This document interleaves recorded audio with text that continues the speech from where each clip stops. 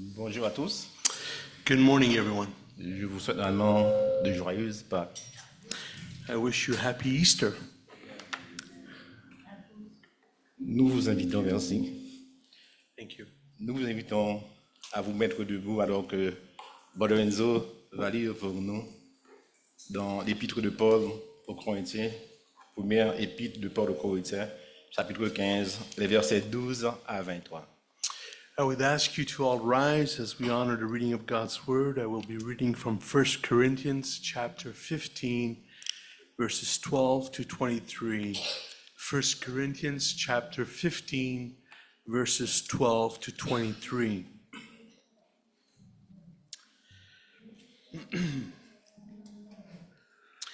Now, if Christ is preached that he has been raised from the dead, how do some among you say that there is no resurrection of the dead? But if there is no resurrection of the dead, not even Christ has been raised. And if Christ has not been raised, then our preaching is vain. Your faith is also vain. Moreover, we are even found to be false witnesses of God, because we have testified against God that he raised Christ, whom he did not raise, if in fact the dead are not raised. For if the dead are not raised, not even Christ has been raised. And if Christ has not been raised, your faith is worthless. You are still in your sins. Then those also who have fallen asleep in Christ have perished. If we have hoped in Christ in this life only, we are all of men most to be pitied.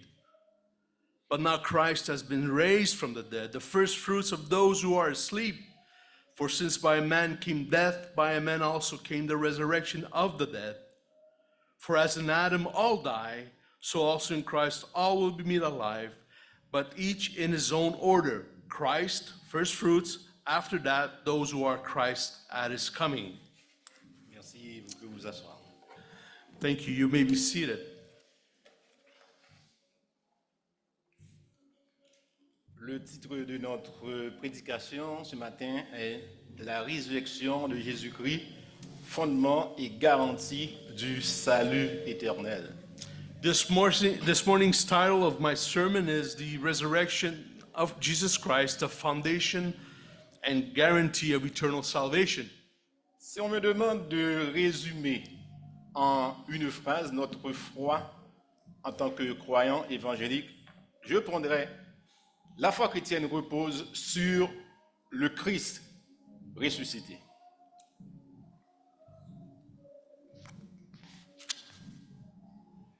Je reprends pour vous. Si on me demande de résumer en une phrase notre foi en tant que croyant évangélique, je répondrai: la foi chrétienne repose sur un Christ vivant. If I were asked to summarize our faith as evangelical believers in one sentence, I would answer: the Christian faith is based and rests on the living Christ. Contrairement à ce qu'on peut penser, le cœur du christianisme n'est pas une philosophie morale, mais une personne, Jésus-Christ ressuscité. Contrary to what one may think, the heart of Christianity is not a moral philosophy, but a person, the risen Christ. Parce que sans la résurrection, la foi chrétienne s'effondre. Et aussi, c'est pourquoi l'apôtre Paul a bien affirmé sans détour dans 1 Corinthiens chapitre 15 verset 17, si Christ n'est pas ressuscité, votre foi est vaine. Vous êtes encore dans vos péchés. Without the resurrection, the Christian faith collapses. The Apostle Paul states it bluntly in 1 Corinthians chapter 15, verse 17. And if Christ has not been raised, your faith is worthless. You are still in your sins.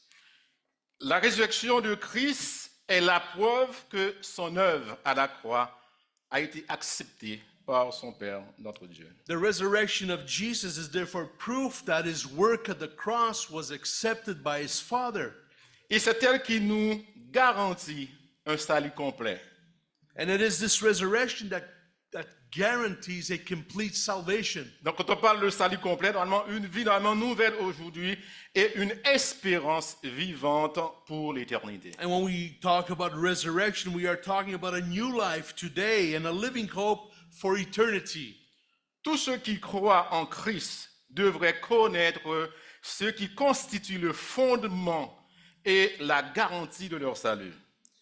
All who believe in Christ should know what constitutes the foundation and the guarantee of the salvation. Donc, ce que nous allons faire, nous allons explorer 3 vérités fondamentales découlant de la résurrection de Christ et aussi leur application concrète dans la vie du croyant. What we will be exploring this morning are 3 fundamental truths arising from the resurrection of Christ and their practical application in the life of every believer. On va voir premièrement la résurrection de Christ garantit notre propre résurrection. The first fundamental truth is that the resurrection of Christ guarantees our own resurrection. Deuxièmement, la résurrection de Christ garantit notre régénération. Also, the second fundamental truth is that the resurrection of Jesus Christ also guarantees our regeneration. Et troisièmement, la résurrection de Christ garantit notre justification. And lastly, the third foundational truth is that the resurrection of Christ guarantees our justification. Donc nous allons faire un petit contexte, c'est-à-dire de la déclaration de Paul.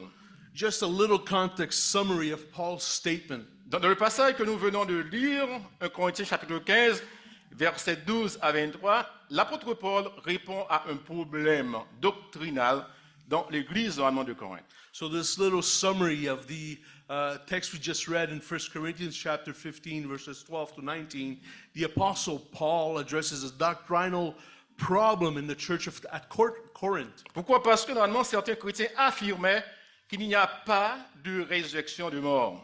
Because certain Christians were actually confirming or claiming that there was no resurrection after death. Paul leur montre que nier la résurrection des croyants revient aussi à nier normalement celle de Jésus-Christ. Paul shows them that to deny the resurrection of believers is to deny the resurrection of Christ himself. Or, si Christ n'est pas ressuscité, tout l'évangile s'écroule. La prédication est vaine. La foi est inutile. Les péchés ne se sont pas pardonnés et les croyants sont les plus malheureux de tous les hommes. So this is what Paul is saying in this text. If Christ is not risen, the whole gospel collapses. Preaching is vain. Faith is useless. Sins are not forgiven. And believers are the most to be pitied on this earth. Donc, le plaidoyer de Paul pour une foi fondée sur la résurrection de Christ et l'espérance du croyant, plus que jamais encore, mes frères et sœurs, c'est un sujet pertinent aujourd'hui. Et aussi, qu'est-ce qu'on passe? Parce que normalement, ça enseigne contre les fausses doctrines qu'on trouve surtout qui veulent normalement ébranler le fondement du christianisme. Paul's plea for a faith based on the resurrection of Christ and the hope of the believer is more relevant than ever today in the face of false teachings that deny this fundamental truth of Christianity. Je pense qu'il est important aussi de voir le point de vue doctrinal de la Bible sur ce sujet. So I think it's important that we look at the Bible's doctrinal view of this subject or this fundamental truth. Nous allons entrer dans notre premier point qui dit que la résurrection de Christ garantit notre propre résurrection. So we're on to our first point, which states that the resurrection of Christ guarantees our own resurrection. Donc on parle maintenant de Jésus-Christ comme les prémices de ceux qui ressuscitent. Jesus, the first fruits of those who resurrect. Et ça se retrouve normalement dans 1 Corinthiens chapitre 15, verset 20, où Paul nous dit « Maintenant, Christ est ressuscité des morts, il est les prémices de ceux qui sont morts. » And Paul states in 1 Corinthians chapter 15, verse 20, but now Christ has been raised from the dead, the first fruits of those who are asleep. Donc ce texte est fondamental pour nous les croyants. This text is foundational for us believers. Parce qu'il met l'emphase sur les effets que produit la victoire de Jésus-Christ sur la mort et dans la vie des chrétiens. It emphasizes the effect that Jesus' victory over death has on the lives of Christians. Dans le langage biblique, les prémices étaient les premiers fruits d'une récolte offerts normalement à Dieu en signe de reconnaissance très très important et comme garantie de la moisson à venir, selon Lévitique chapitre 23, verset 10. In biblical language, the first fruits were the first fruits of harvest offered to God as a sign of thankfulness, as a sign of thanksgiving and gratitude, and as a guarantee of the coming harvest. And we can read this in Leviticus chapter 23, verse 10. Donc, en appelant Jésus-Christ normalement les prémices, Paul affirme que sa résurrection est la promesse de tous ceux qui lui appartiennent. By calling Jesus the first fruits, Paul affirms that Christ's resurrection is the promise to all who belong to him.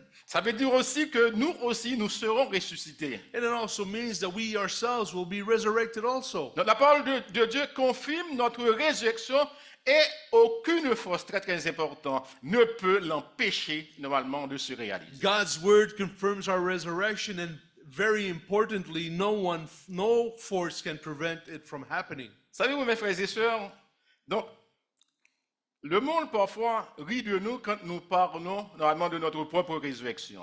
Brothers and sisters, do you know that the world laughs at us when we talk about our own personal resurrection? Pourquoi normalement c'est la stratégie de l'adversaire pour garder ses adeptes dans l'ignorance et aussi essayer d'affaiblir notre foi en Jésus-Christ. And this is due to the adversary's strategy to keep Christian followers in ignorance and try to actually weaken our faith. Mais grâce à Dieu, la Bible nous donne des réponses aux mensonges du tentateur, réponses que nous trouvons dans 1 Corinthiens chapitre 15 verset 22.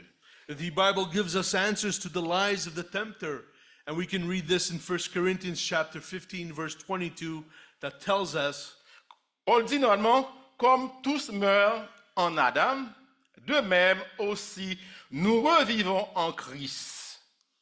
and as Paul says in 1 Corinthians chapter 15 verse 22, for as in Adam all die, so also in Christ all will be made alive. Mes frères et sœurs, il ne faut jamais laisser l'ennemi normalement nous enlever cette espérance. Brothers and sisters, we must never let the enemy to take away our hope. Et c'est pourquoi nous devons nous référer uniquement à la parole de Dieu et non normalement à la parole des hommes. And that's why it's so important for us to stay steadfast in God's word and not in men's word and wisdom. Mes frères et sœurs, nous aurons un corps glorieux, incorruptible et aussi spirituel. Brothers and sisters, we have a glorious, incorruptible, spiritual body. Donc, si on veut, normalement, on va jeter normalement un coup d'œil sur la nature du corps que nous aurons à la résurrection. So let's take a look at the nature of the body we will have at resurrection. Donc, nous ne ressusciterons pas pour vivre dans un corps de chair périssable, comme Paul l'a bien dit dans 1 Corinthiens chapitre 15, versets 24, 42 à 44, que nous résumons normalement pour vous. C'est-à-dire, le corps, normalement, c'est un corps ressuscité, un corps incorruptible, un corps glorieux, un corps spirituel. We will not be resurrected to live again in a body of perishable flesh, as Paul states in 1 Corinthians chapter 15, 42 to 44. And Paul, and I will say this in the summary, it is raised as imperishable body, glorious, spiritual. Donc, quand on regarde aussi dans la Bible, on voit que l'apparition de Jésus à ses disciples, après normalement sa mort, nous donne un avant-goût de comment sera notre propre corps. So Jesus' appearance to his disciples gives us a foretaste of what our bodies will be like. Et qu'est-ce qui s'est passé normalement? Jésus-Christ s'est apparu à ses disciples, il a parlé à ses disciples, il a mangé avec ses disciples, on a touché normalement son corps. And what we see is that the risen Christ appeared to his disciples, he spoke to them, he ate with them, he even was touched by them. Mais Christ avait un corps normalement transformé, glorieux. Il est notre modèle, comme on dit que Jésus-Christ, il est les prémices. Donc nous aussi, nous aurons un corps comme celui de Jésus-Christ. But we know that Jesus also had a transformed, glorious body. He is the model of what we will become. Donc si on regarde aussi dans Jean chapitre 3, verset 2, il est écrit, nous serons semblables à Jésus-Christ, parce que nous le verrons tel qu'il est. And the Bible confirms this in 1 John chapter 3 verse 2, where he says, we will be like him because we will see him just as he is. Et de même que Christ avait la victoire sur la mort, nous aussi, mes frères et sœurs, nous aurons la victoire sur la mort. And because Christ had victory over death, we, brothers and sisters, will have the same victory over death. C'est encore l'apôtre Paul qui nous l'a dit dans 1 Corinthiens chapitre 15, versets 54 et 55, qui dit que lorsque ce corps corruptible aura revêtu de l'incorruptibilité et que ce corps mortel aura revêtu l'immortalité, alors s'accomplira la parole qui est écrite, la mort a été engloutie dans la victoire. Ô mort, où est ta victoire? Ô mort, où est ton aiguillon? And look what the Apostle Paul says in 1 Corinthians chapter 15, verses 54 to 55 concerning the victory that we have over death. But when this perishable will have put on the imperishable, and this mortal will have put on immortality, then will come about the saying that is written, death is swallowed up in victory. O death, where is your victory? O death, where is your sting? Mes frères et sœurs, la résurrection de Jésus-Christ met fin à la tyrannie de la mort. Brothers and sisters, the resurrection of Jesus Christ puts an end to the tyranny of death. Et en Christ, nous avons l'assurance d'une vie éternelle dans un corps glorifié, libre du péché et de la souffrance. And in Christ, we have the assurance of eternal life in a glorified body, free from sin and free from suffering. Mes frères et sœurs, vous, normalement, qui êtes malade aujourd'hui, donc, vous avez l'assurance que vous aurez normalement un corps dépourvu de tout péché et aussi de toute maladie. Brothers and sisters, just remember this. Christ's resurrection is the assurance of our eventual resurrection, and we will overcome death and we will overcome suffering. Mes frères et sœurs, la résurrection de Christ est l'assurance de la nôtre. C'est ce qu'on vient de voir. The resurrection of Jesus Christ is our own resurrection. C'est-à-dire, même face à la mort, nous avons une espérance solide. Even when facing death, we have a sure and solid hope. Et c'est pourquoi nos sacrifices pour Christ ne sont pas vains, mes frères et sœurs. That's why our sacrifices for Christ are not done in vain. Alors, tenons ferme et vivons avec les yeux fixés sur des choses non visibles, mais surtout sur la réalité éternelle. So because of this hope, therefore, let us stand firm and live with our eyes fixated not on the things that we see, but on the things that are eternal. Et aussi gardons une foi ferme dans le Seigneur ressuscité. Let's keep a firm faith in our Lord who has been risen. Mes frères et sœurs, la résurrection ne concerne pas seulement notre avenir glorieux. Brothers and sisters, the resurrection is not only about our glorious future. Elle transforme aussi notre présent. It also transforms our present life. Donc, si Christ est ressuscité, nous sommes déjà spirituellement ressuscités en Jésus-Christ. If Christ is risen, we are already resurrected or spiritually resurrected in Him. Et c'est ce que Paul appelle normalement la régénération. And this is what Paul calls regeneration. Et c'est ce qui est aussi le titre de notre deuxième point. La résurrection de Christ garantit notre régénération. And on to our second point, the resurrection of Jesus Christ guarantees our own regeneration. Donc, ça nous donne une vie nouvelle en Jésus-Christ. It's a new life in the risen Christ. Mes frères et sœurs, ne vous êtes jamais prendre un instant pour vous poser, pour vous demander pourquoi ma vie est-elle si différente depuis que j'ai rencontré Jésus-Christ? Brothers and sisters, have you ever stopped for a moment to ask yourself, why is my life different since I met Christ? Qu'est-ce qui a provoqué un tel bouleversement? What has brought about such a change, Une telle normalement paix, such a peace, une telle espérance au fond de mon cœur.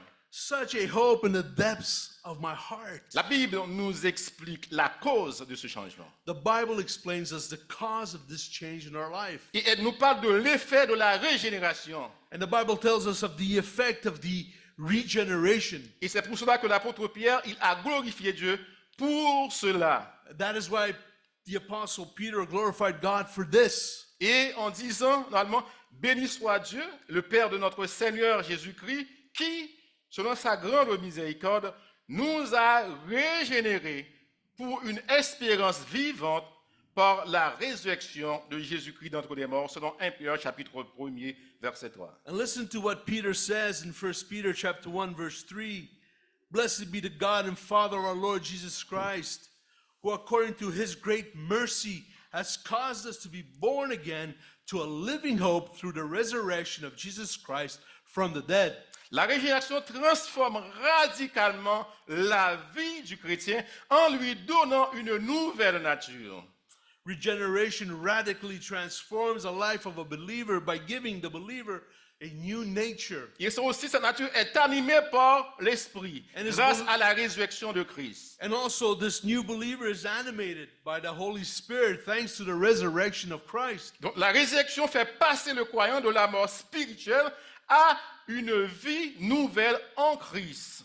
This brings the believer from a spiritual death to a new life in Christ. Donc, ce qui caractérise allemand par une communion vivante avec Dieu. And this is characterized by a living communion with God, Une identité nouvelle, renouvelée, a new and renewed identity, et une puissance pour marcher dans la sainteté conformément à Romains chapitre 6, verset 4 qui nous dit « Nous avons donc été ensevelis avec lui par le baptême en sa mort, afin que, comme Christ est ressuscité des morts, par la gloire du Père, de même nous aussi, nous marcherons en nouveauté de vie. » and this new life gives us the power to walk in holiness according to Romans chapter 6 verse 4, which we read, "Therefore we have been buried with him through baptism into death, so that as Christ was raised from the dead through the glory of the Father, so we too might walk in newness of life." La régénération, c'est ce qu'on appelle aussi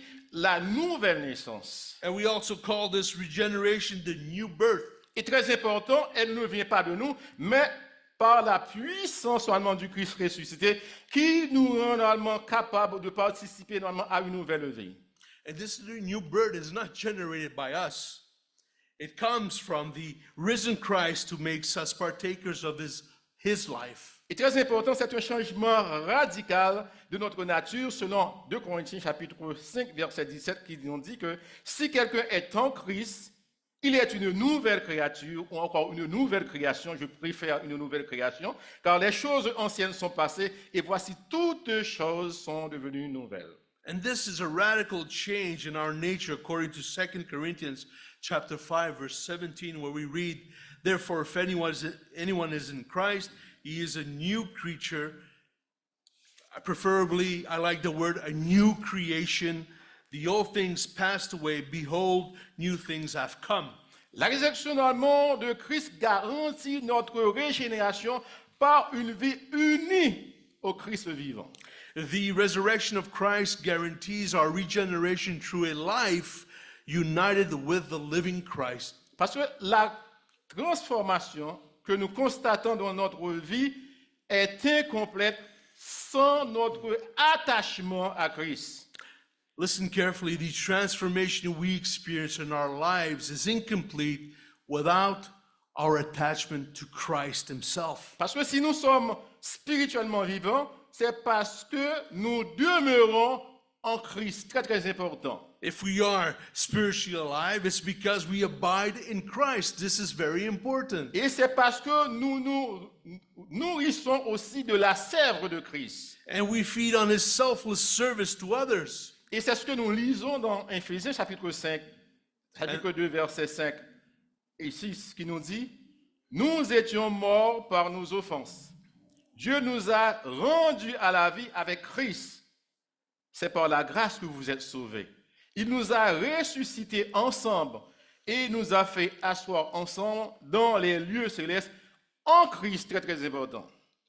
Ephesians chapter 2, verses 5 and 6, we read, "Even when we were dead in our transgressions, made us alive together with Christ. By grace you have been saved, and raised us up with him, and seated us with him in the heavenly places in Jesus Christ." Parce que être uni à Christ, c'est être déjà participant à sa victoire, même si nous sommes encore sur cette terre. To be united with Christ is to already be a partaker of his victory, even while we still remain on this earth. Et cette position céleste nous donne autorité spirituelle et accès aux bénédictions divines. This heavenly position gives us spiritual authority and access to divine blessings. Donc la résurrection de Christ garantit notre régénération par une vie marquée par la puissance du Saint-Esprit également. Christ's resurrection guarantees our regeneration through a life that is marked by the power of the Holy Spirit. Donc par la résurrection de Christ, nous bénéficions de la régénération et du même coup, Dieu nous a soutenus par la puissance du Saint-Esprit qui nous donne normalement une nouvelle direction opposée au péché et aussi une disposition de cœur. Through the resurrection of Christ, we benefit from the regeneration, and at the same time, God has sustained us by the power of the Holy Spirit, who gives us a new direction opposed to sin and also a new disposition of heart. Et c'est ce que nous trouvons dans Tite chapitre 3, verset 5, qui nous dit « Dieu nous a sauvés, non à cause des œuvres de justice que nous aurions faites, mais selon sa miséricorde, par le bain de la régénération et le renouvellement du Saint-Esprit. » And just listen to what we read in Titus chapter 3, verse 5, concerning the Holy Spirit.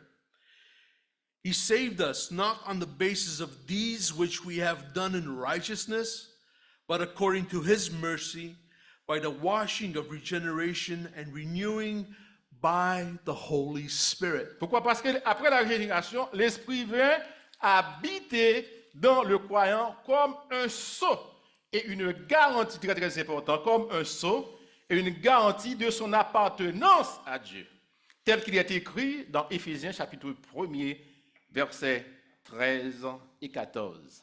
After regeneration, the Spirit comes to dwell inside a believer as a seal and a guarantee of his belonging to God, according to, as we will read in Ephesians chapter 1, verses 13 to 14. Qui nous dit normalement, en lui, vous aussi, après avoir entendu la parole de la vérité, l'évangile de votre salut, en lui, vous avez cru et vous avez été scellés du Saint-Esprit qui avait été promis, lequel est un gage très très important, notre garantie de notre héritage pour la rédemption de ce que Dieu s'est acquis à la louange de sa gloire. So listen to what Ephesians chapter 1, verse 13 to 14 confirms and states. In him, you also, after listening to the message of truth, the gospel of your salvation, having also believed, most importantly, you were sealed in him with the Holy Spirit of promise, who is given as a pledge of our inheritance with a view to the redemption of God's own possession, to the praise of his glory. Donc, très très important, le Saint-Esprit joue un rôle déterminant dans le salut du croyant en le remplissant de la puissance de la résurrection normalement de Christ. The Holy Spirit plays a decisive role in the salvation of the believer by filling him with the power of the resurrection. Mes frères et sœurs, êtes-vous conscients de votre identité en Christ ressuscité?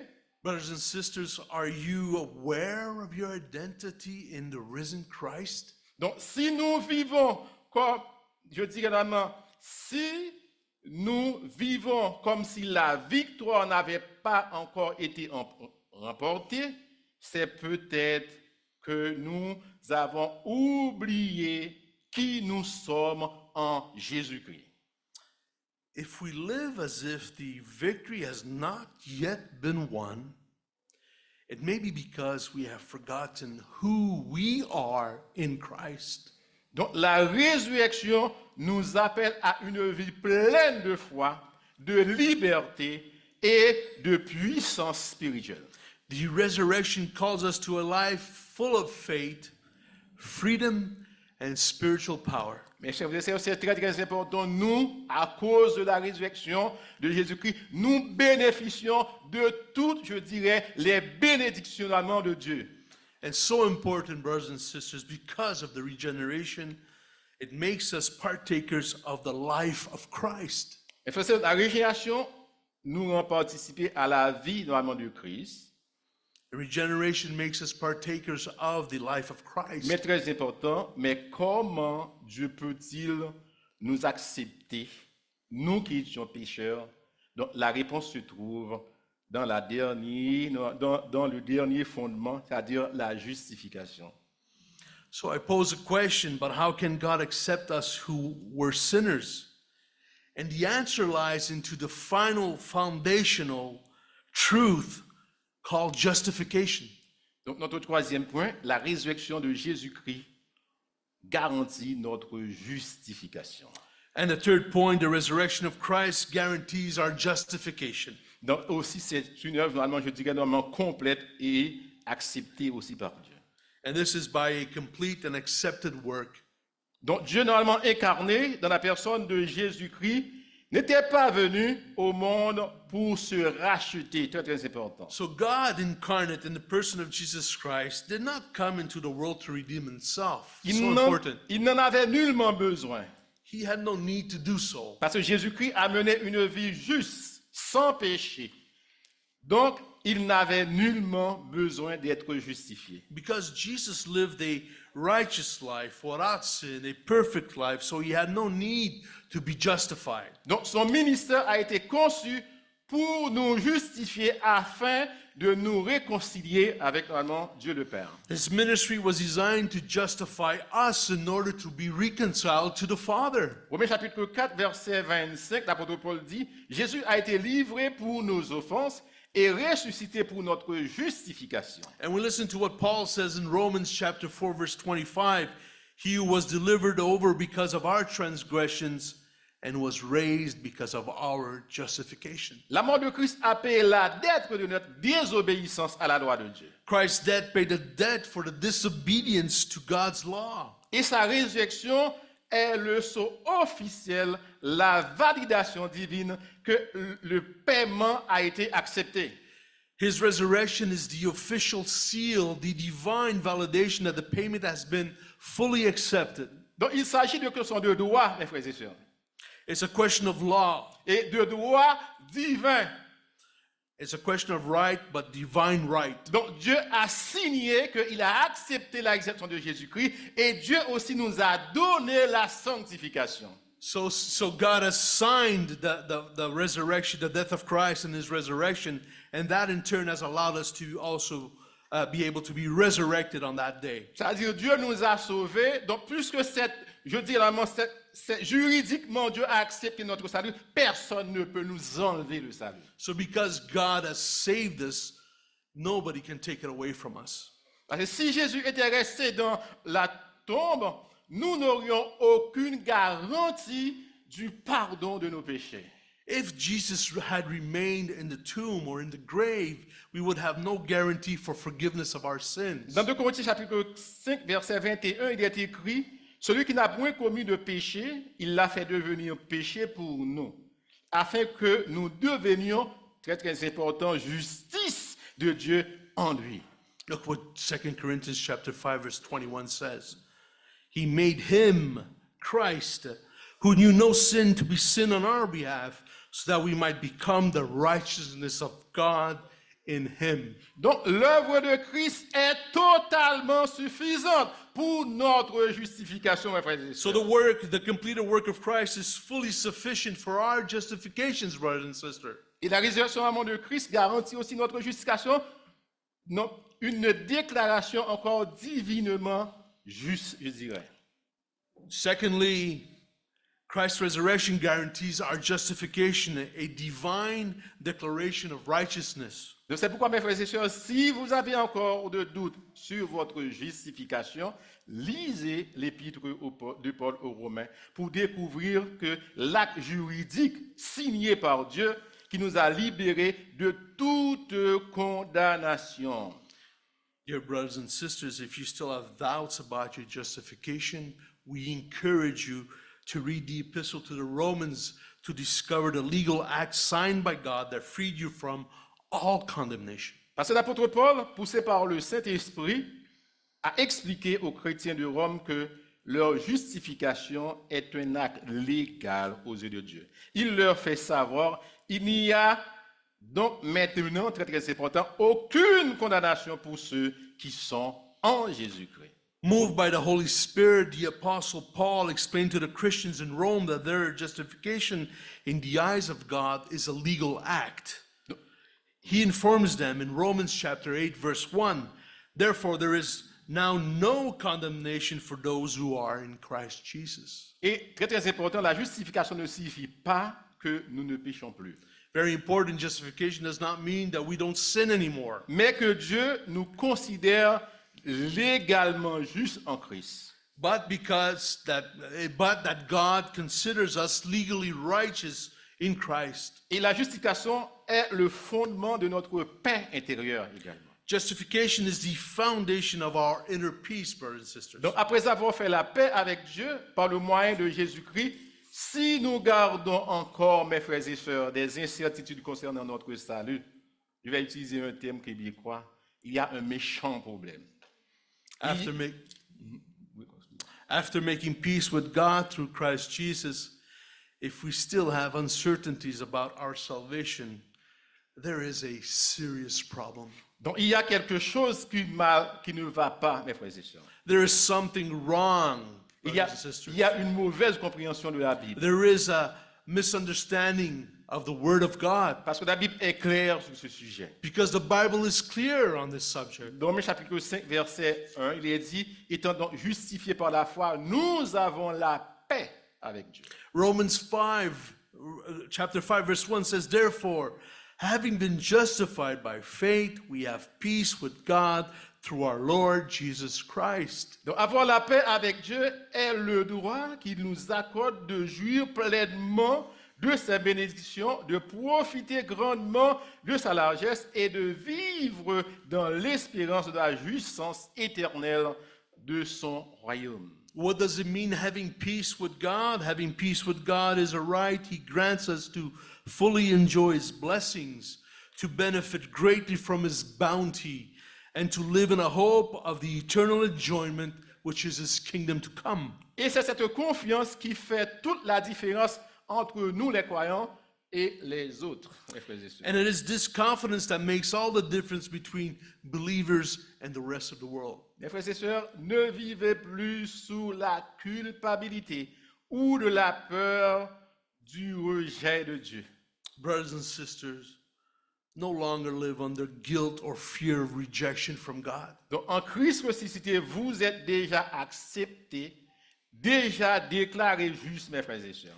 In the risen Christ, brothers and sisters, you are already accepted, already declared righteous. Donc c'est ce fondement qui vous permet de vous rapprocher normalement de Dieu avec assurance, non normalement en suppliant comme des esclaves, mais en venant comme des enfants devant votre Seigneur. It is this foundation that enables you or us believers to draw near to God boldly, not begging as slaves, but we come as children before our God, our Father. Donc en conclusion, In conclusion, j'aimerais normalement que vous regardiez ça dans la tête. I'd like you to keep this. If you have to take something home with you, keep this with you. Jésus n'est plus dans le tombeau. Christ Jesus is no longer in the grave or in the tomb. Il fait aussi de nous des hommes et des femmes vivants par la puissance de la résurrection. He makes of us living men and women through the power of His resurrection. Donc, gardons continuellement à notre esprit cette réalité. Let us continue to keep in mind these realities. La résurrection de Christ est le fondement, le cœur et l'avenir de notre foi.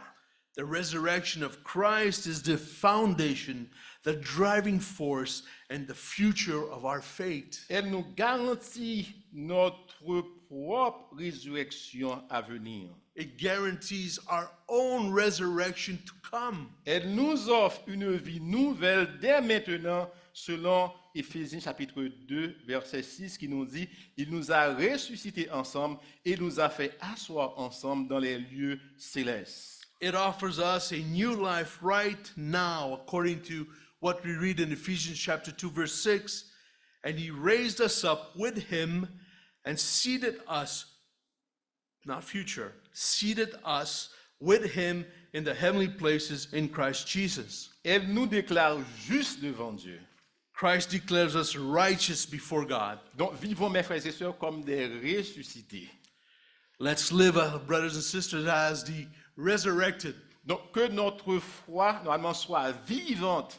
May our faith be alive. Que notre témoignage soit puissant. May our testimony be powerful. Que notre espérance soit ferme. And may our hope be firm and steadfast. Donc, influençons notre entourage par une foi pleine d'espérance. mes frères Let et us sœurs. influence those around us with a faith full of hope. Bon, proclamons l'évangile du Christ vivant par nos paroles et par nos actes. Let us proclaim the gospel of the living Christ in our words and deeds. Prions normalement pour qu'un réveil se fasse dans notre vie personnelle, Let us pray for a revival in our own personal lives, dans notre église, in our church, dans nos foyers. in our own homes. Et pour terminer, que la puissance de la résurrection de Christ soit une réalité dans notre habitude quotidienne. And to end, may the power of Christ's resurrection be a reality in our daily lives. Et que le nom de Christ ressuscité soit élevé éternellement. And may the name of Christ, the risen Christ, be exalted eternally. Et que Dieu vous bénisse. Vivez la résurrection de Christ, mes frères. And may God bless you. Live the resurrected life that has been given to us by Christ. Would you kindly rise as we close in prayer?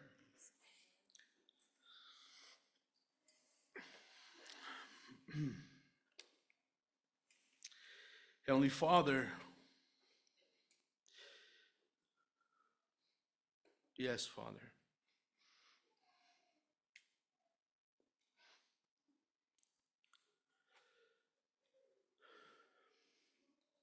We come before you with hearts full of gratitude for the profound message we've explored today in this wonderful section of Scripture in 1 Corinthians chapter 15. We thank you for the Apostle Paul's powerful words reminding us of the resurrection of Jesus Christ our Lord. Father, we acknowledge that without the resurrection, our faith is futile. And we are still in our sins.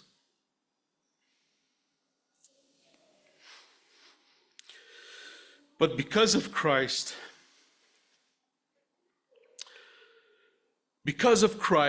He has indeed been raised from the dead. We have hope, Father, living hope that has transformed our lives. Help us to live in the reality of this resurrection.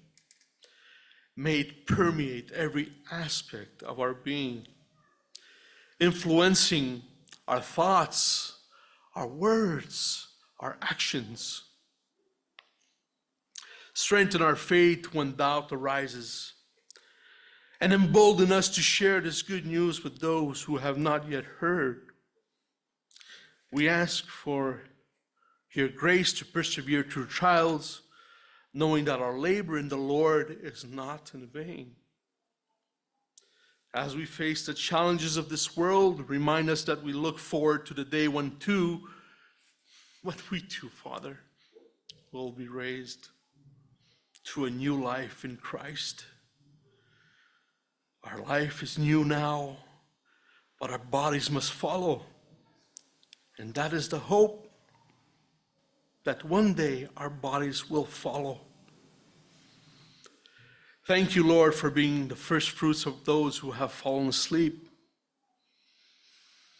May we always remember that because you live, we are alive and now shall live into eternity with you. How precious is that? How precious is that?